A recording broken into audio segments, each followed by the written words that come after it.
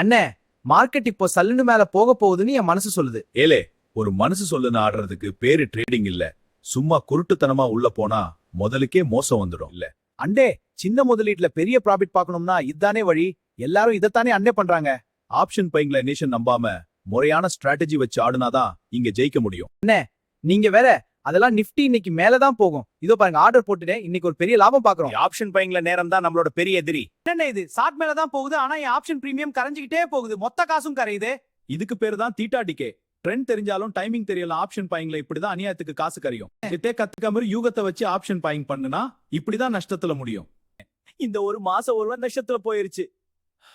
யூகத்தை ஸ்டப்பி ஆடுறது ட்ரேடிங் கிடையாது தம்பி, அது சூதாட்டம். முறையா கத்துக்காம இங்க இறங்குற எல்லாரும் இப்படிதான் லூசிங்ல முடிப்பாங்க. அண்ணே, இந்த மார்க்கெட்டே ஒரு ஏமாத்து வேலை. என்ன ஏழை தம்பி, இங்க பாரு, மார்க்கெட் யாரையும் ஏமாத்தல. நீ பண்ணுன அந்த யூகம் அறியாமலும் தான் இன்னைக்கு உன்னை நடுத்தர உள்ள நிப்பாட்டு இருக்கு.